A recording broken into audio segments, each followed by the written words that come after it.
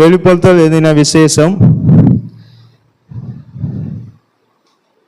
வெளிப்படுத்தல் எழுதின விசேஷம் 21 அதிகாரம் 2வது வசனத்தை வாசிங்க. வெளிப்படுத்தல் எழுதின விசேஷம் 21 அதிகாரம் 2ஆம் வசனம்.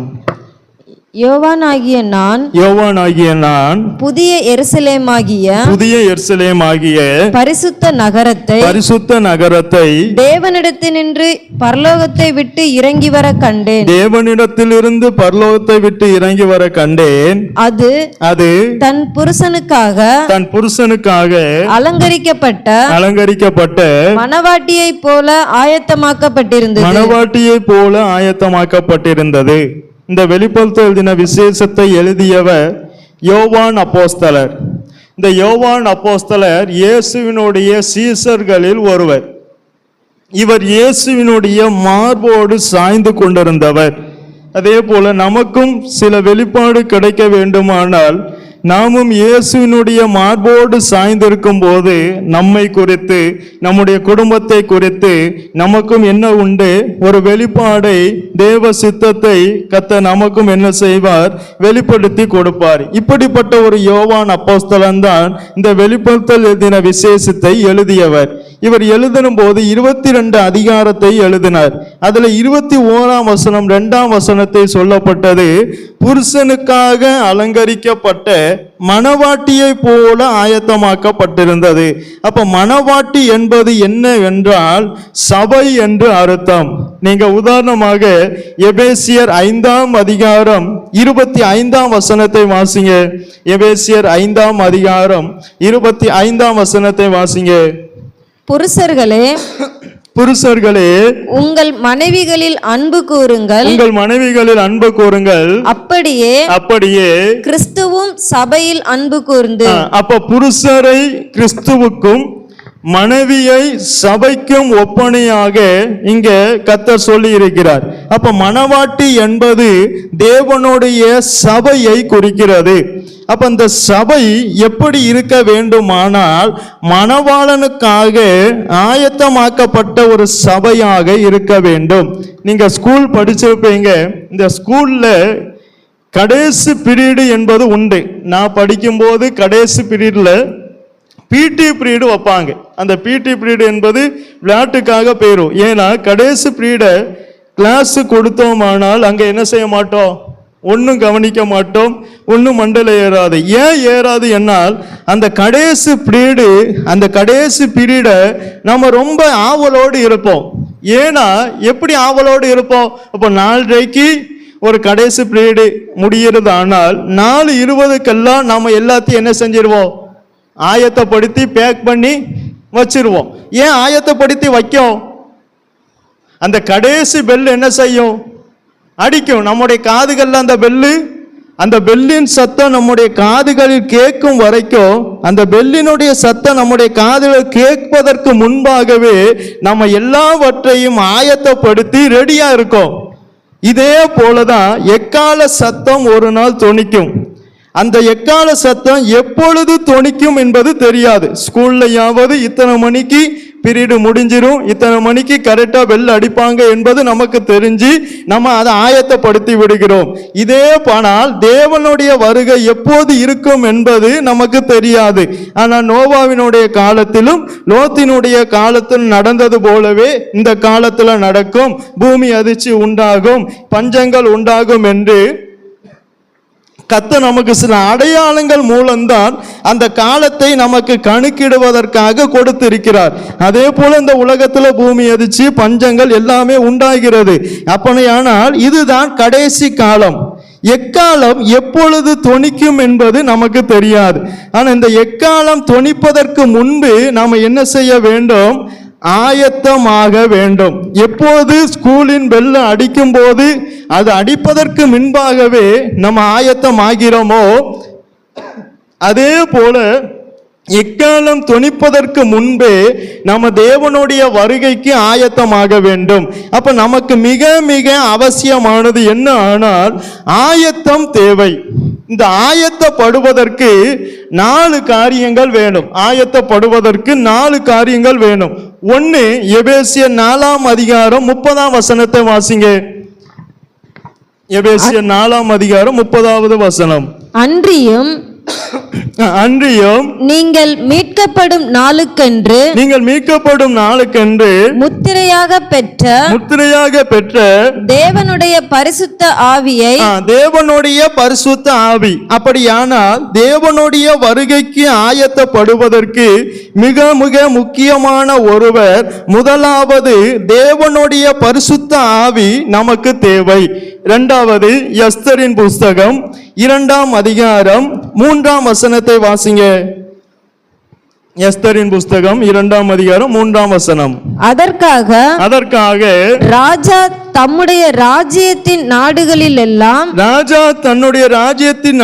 எல்லாம் விசாரிப்புக்காரரை வைக்க வேண்டும். அவர்கள் ரூபவதிகளாய் இருக்கிற சகல கன்னி பெண்களையும் கூட்டி சூசான் அரண்மனையில் இருக்கிற கன்னி மாடத்துக்கு அழைத்து வந்து ஸ்திரீகளை காவல் பண்ணுகிற ராஜாவின் பிரதானியாகிய ஏகாயின் வசத்திலே ஒப்புவிக்க வேண்டும். அப்போ முதலாவது ஆவியானவர் நமக்கு தேவை. இரண்டாவது அந்த ஆவியானவருடைய கையிலே நம்மை ஒப்பு கொடுக்கணும். நாம் தேவனுடைய வருகைக்கு ஆயத்தம் ஆவதற்கு முதலாவது நமக்கு தேவனுடைய பரிசுத்த ஆவி தேவை. இரண்டாவது, அவரை நாம் பெற்றாலும் அந்த ஆவியானவருடைய கையிலே நம்ம என்ன செய்ய வேண்டும்? ஒப்பு கொடுக்க வேண்டும். மூன்றாவது வாசிங்க, வெளிப்படுத்தல் எழுதின விசேஷம் 2ஆம் அதிகாரம் 7வது வசனத்தை வாசிங்க. ஆவியானவர் சபைகளுக்கு சொல்லுகிறதை காதுள்ளவன் கேட்க கடவன். அப்ப மூணாவது எது தேவையானால், நாம ஒப்பு கொடுக்கப்பட்ட அந்த ஆவியானவர் சொல்லுகிறதை கேட்கக்கூடிய காது நமக்கு தேவை. மொத்தம் தேவனுடைய வருகைக்கு 4 காரியங்கள் தேவை.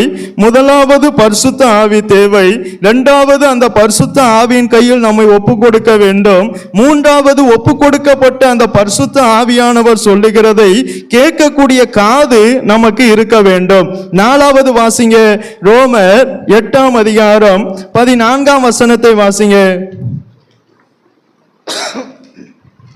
மேலும் எவர்கள் தேவனுடைய ஆவியினாலே நடத்தப்படுகிறார்களோ அவர்கள் தேவனுடைய புத்திரராய் இருக்கிறார்கள். அப்ப 4வது அந்த ஆவியானவர் சொல்லுகிறதை கேட்கக்கூடிய காது அதை கேட்டு அந்த ஆவியானவர் சொல்லுகிறதற்கு ஏற்றால் போல நடத்தப்பட வேண்டும்.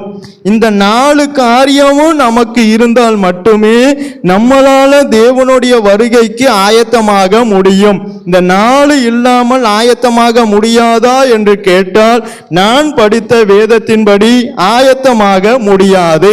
தேவனுடைய வருகைக்கு ஆயத்தமாக வேண்டுமானால் தேவனுடைய பரிசுத்த ஆவி வேணும்.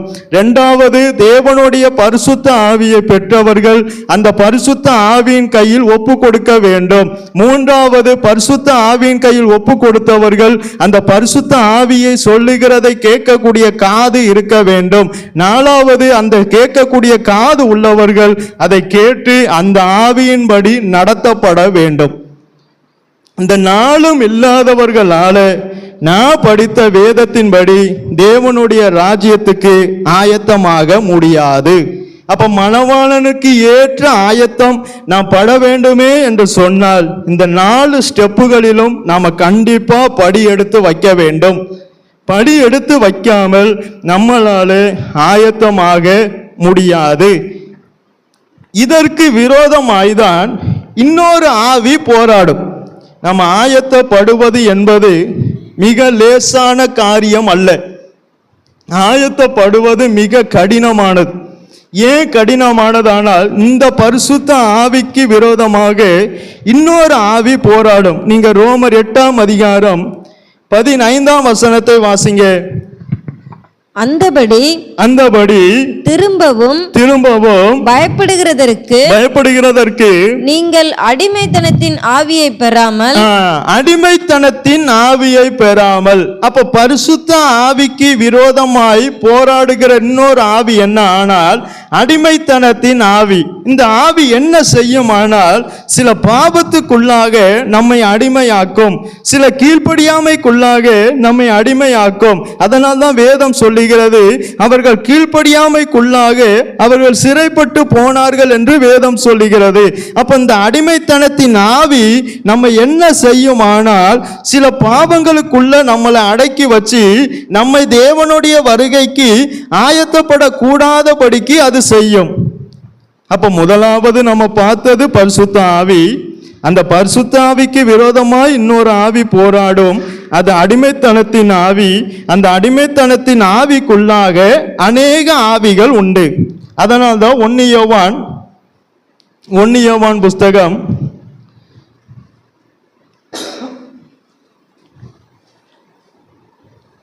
1 யோவான் நிருபம் 4ஆம் அதிகாரம் 1ஆம் வசனத்தை வாசிங்க. பிரியமானவர்களே, உலகத்தில் அநேக கள்ள தீர்க்கதரிசிகள் தோன்றியிருப்பதினால் நீங்கள் எல்லா ஆவிகளையும் நம்பாமல். அப்ப அடிமைத்தனத்தின் ஆவிக்குள்ளாக அநேக ஆவி உண்டு. அதனாலதான் சாத்தானுக்குள்ள எல்லா ஆவி இருக்கு. எப்படி கர்த்தருடைய ஆவியானவருக்குள்ள அநேக ஆவி இருக்கிறது என்று நம்ம போன வாரம் பார்த்தோமோ, அதே போல அடிமைத்தனத்தின் ஆவிக்குள்ளேயும் அநேக ஆவிகள் இருக்கிறது. இந்த ஆவி நமக்குள்ள வந்துட்டானால் இது நம்மை ஆயத்தப்பட விடாது. அதுல ஒரு ஆவியை பற்றி தான் நாம இன்னைக்கு பார்க்க போறோம். ஆவிகள் மிக மிக முக்கியமானது. முதலாவது ஒரு ஆவி வஞ்சக ஆவி. இந்த வஞ்சக ஆவியை பத்தி தான் நாம இன்னைக்கு பார்க்க போறோம். வாசிங்க, மார்க்குவின் சுவிசேஷம் 13ஆம் அதிகாரம் 22ஆம் வசனத்தை வாசிங்க. மார்க் எழுதின சுவிசேஷம் 13ஆம் அதிகாரம் 22வது வசனம். ஏனெனில் கள்ள கிறிஸ்துக்களும் கள்ள தீர்க்கதரிசிகளும் எழும்பி கூடுமானால் தெரிந்து கொள்ளப்பட்டவர்களையும் வஞ்சிக்கத்தக்கதாக. நல்ல கவனிங்க. அப்ப இந்த வஞ்சக ஆவிக்கு கர்த்தர் குறித்த எல்லையை விட தாண்டி போவதற்கும் இந்த வஞ்சக ஆவிக்கு என்ன உண்டு ஆனால் கிரியை உண்டு. இந்த வஞ்சக ஆவி ஒரு எல்லைக்குள்ளதான் இருக்கும் என்பது அல்ல, இந்த எல்லையை தாண்டியும் போகக்கூடிய ஆவிதான் வஞ்சக ஆவி. இந்த வஞ்சக ஆவி என்ன செய்து கூடுமானால், அப்ப இந்த வஞ்சக ஆவியால யாரையும் வஞ்சிக்க கூடும். அப்ப கூடுமானால் தெரிந்து கொள்ளப்பட்டவர்களையும் வஞ்சிக்க கூடும். அப்ப இந்த ஆவி யாரையும் என்ன செய்யும்? வஞ்சிக்கும். ஆதலால் தான் 1 கொரிந்தியர் 6ஆம் அதிகாரம் 9ஆம் வசனத்தை வாசிங்க.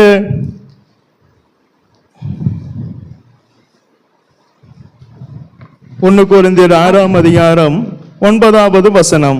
அநியாயக்காரர் தேவனுடைய ராஜ்யத்தை சுதந்தரிப்பதில்லை என்று அறியீர்களா? வஞ்சிக்கப்படாதிருங்கள். ஆதலால் இந்த வஞ்சக ஆவியினால நாம வஞ்சிக்கப்படக்கூடாது. அப்ப முதலாவது நம்ம பார்க்க போறது இந்த வஞ்சக ஆவி. நீங்க ஆதியாகமம் 3ஆம் அதிகாரம் 13ஆம் வசனத்தை வாசிங்க. அப்பொழுது தேவனாகிய கர்த்தர் ஸ்திரீயை நோக்கி, நீ இப்படி செய்தது என்ன என்றார். ஸ்திரீயானவள், சர்ப்பம் என்னை வஞ்சித்தது. சர்ப்பம் என்னை வஞ்சித்தது. நல்ல கவனிங்க. சர்ப்பத்துக்குள்ள வந்த ஸ்பிரிட் என்ன ஸ்பிரிட் ஆனால் வஞ்சக ஆவி. இந்த வஞ்சக ஆவி நமக்குள்ளே இருந்தால் எதின் மூலம் வெளிப்படுமானால் பேச்சின் மூலம்தான் வஞ்சக ஆவி வெளிப்படும். ஆதலால் தான் பேதுரு குளிர் காய்வதற்காக ஒரு இடத்துக்கு வந்தபோது அங்கே நின்றவர்கள் சொன்னார்கள், இவன் பேச்சு உன்னை வெளிப்படுத்துகிறது என்று சொன்னார்கள். அப்ப இந்த சர்ப்பத்துக்குள்ளிருந்து என்ன ஆவி வெளிப்பட்டது ஆனால் வஞ்சக ஆவி வெளிப்பட்டது. நம்முடைய பேச்சின் மூலம் எந்த ஸ்பிரிட் வெளிப்படும் என்பதை நாம் அறிய வேண்டும். இந்த வஞ்சக ஆவி உள்ளவர்கள் அந்த பேச்சின் மூலம்தான் இந்த ஏவாளை வஞ்சித்தது. இந்த ஏவாள் ஏதேன் தோட்டத்துக்குள்ளாக இருந்தவள். அப்ப இந்த வஞ்சக ஆவி எந்த எல்லையையும் மீறி என்ன செய்யும்?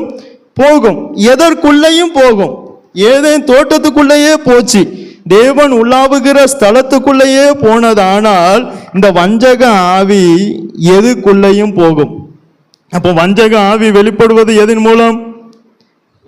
பேச்சின் மூலம். இந்த வஞ்சக ஆவி யாரை டார்கெட் செய்யும் என்றால், இயேசுவோடு ஐக்கியத்தில் இருக்கிறவர்களை, இயேசுவின் சத்தத்தை கேட்கிறவர்களை தான் இதை டார்கெட் செய்யும். இந்த வஞ்சக ஆவி யாரை டார்கெட் செய்யும் ஆனால், இயேசுவோடு ஐக்கியத்தில் இருக்கிறவர்களை, இயேசுவினுடைய சத்தத்தை கேட்கிறவர்களை தான் இந்த வஞ்சக ஆவி டார்கெட் செய்யும். அப்ப வஞ்சக, அதனால்தான் பவுல் பயந்தார் பாருங்க. எதுக்காக பயந்தார்? 2 கொரிந்தியர் 11 அதிகாரம் 3 வசனத்தை வாசிங்க. ஒவ்வொரு புருஷனுக்கும் கிறிஸ்து தலையா இருக்கிறார். 2 கொரிந்தியர் 11 அதிகாரம் 3 வசனம். ஆகிலும் சர்ப்பமானது தன்னுடைய தந்திரத்தினாலே ஏவாளை வஞ்சித்தது போல உங்கள் மனதும் கிறிஸ்துவை பற்றிய உண்மையை நின்று விலகும்படி கெடுக்கப்படுமோ என்று. அப்ப நல்ல கவனிங்க. இங்கே வஞ்சக ஆவியினுடைய டார்கெட் என்ன ஆனால், கிறிஸ்துவில் இருந்து நம்மளை விலக்கணும். கிறிஸ்துவில் இருந்து நம்மளை விலக செய்வதற்காக தான் வஞ்சக ஆவி யார் மூலமானாலும் நம்ம கிரிய செய்யும். நாம் கிறிஸ்துவோடு கூட நெருங்க சாத்தானுடைய டார்கெட், அந்த வஞ்சக ஆவியினுடைய டார்கெட் யார் மேல வருமானால் நம் மேல வரும். அதனால் தான் பவுல் பயந்தார். ஏவாளை சர்ப்பமானது வஞ்சித்தது போல உங்களுடைய மனதும் வஞ்சிக்கப்பட்டுமோ என்று பயந்தார். இதுதான் ஒரு உண்மையான ஊழியக்காரனுடைய பாரம். இயேசுவால் அழைக்கப்பட்ட ஊழியக்காரனுடைய பாரம், அவருக்குரிய பாரம் நமக்கும் இருக்க வேண்டும். நம்ம குடும்பத்தை குறித்து, நமக்கு தந்த சபையை குறித்து, இவர்களுடைய மனது ஏவாளால் வஞ்சிக்கப்பட்டது போல, ஏவாளை சாத்தான் வஞ்சித்து தேவனை விட்டு விலக செய்தது போல, கர்த்தாவே இவர்களையும் உங்கள் மனதும் கிறிஸ்துவை பற்றி உண்மையிலிருந்து விலகி விடுமோ என்று நான் பயந்திருக்கிறேன் என்று பவுல் சொன்னது போல. அப்ப வஞ்சக ஆவி என்ன செய்யும்? கிறிஸ்துவை விட்டு நம்மை விலக பண்ணும். இந்த வஞ்சக ஆவி எதுல கிரிய செய்யும்? பேச்சில் தான் கிரிய செய்யும். அப்ப வஞ்சக ஆவி நமக்குள்ள வஞ்சக ஆவி இருக்கக்கூடாது. வஞ்சக ஆவியினால் நடத்தப்படக்கூடாது. வஞ்சக ஆவியின் கையில் ஒப்பு கொடுக்கப்படக்கூடாது.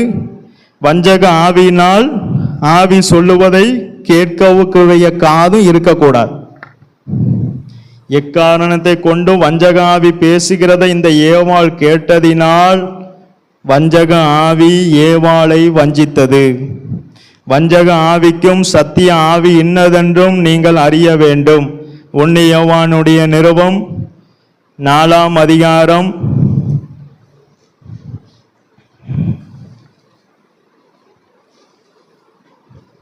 6 வசனத்தை வாசிங்க.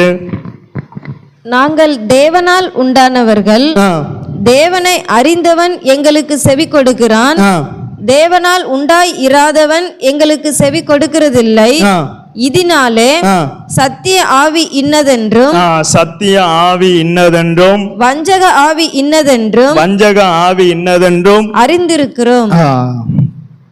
அப்போ தேவனுடைய வருகைக்கு நான் ஆயத்தப்பட வேண்டும் என்று விரும்புகிறவர்கள், தேவனுடைய ஆவி உங்களில் வாசமாய் இருக்க வேண்டும். தேவனுடைய ஆவியானவர் கையில் உங்களை ஒப்பு கொடுக்க வேண்டும். தேவனுடைய ஆவியானவர் சொல்லுகிறதை கேட்கக்கூடிய காது உங்களுக்கு இருக்க வேண்டும். தேவனுடைய ஆவியினாலே நீங்கள் நடத்தப்பட வேண்டும்.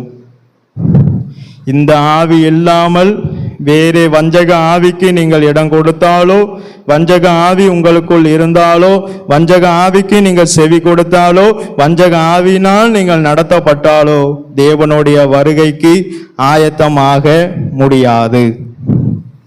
அப்படியே கண்களை மூடுவோம். நல்ல பிதாவே, உம்மை துதிக்கிறோம் கர்த்தாவே. நாங்கள் உம்முடைய ஆவியினால் நடத்தப்படணுமே. வஞ்சக ஆவி எங்களுக்குள் செயல்படக்கூடாதப்பா.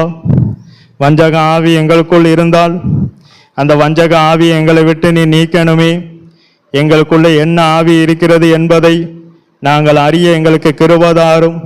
அப்படிப்பட்ட கிருபா வரங்களை கொடுத்து நீரே இந்த சபையை ஆசீர்வதிக்கணுமே. கர்த்தாவே, உம்முடைய நாம மாத்திரம் மகிமைப்படட்டும். நீரே ஆசீர்வதியும். இயேசுவின் நாமத்தினால் ஜெபங்கேளும் ஜீவனுள்ள நல்ல பிதாவே, ஆமென். என் ஆத்துமாவே கர்த்தரை சோதரி, என் முழு உள்ளமே பரிசுத்த நாமத்தை சோதரி. என் ஆத்துமாவே கர்த்தரை சோதரி, கர்த்தர் செய்த சகல உபகாரங்களையும் மறவாதே. ஆமென். கர்த்தராகிய இயேசு கிறிஸ்துவினுடைய கிருபையும் பிதாவாகிய தேவனுடைய அன்பும் பரிசுத்த ஆவியானவருடைய ஐக்கியம் இன்றும் என்றும் எப்போதும் அவர் வருகை வரை நாம் அனைவரோடும் கூட இருப்பதாக. ஆமென்.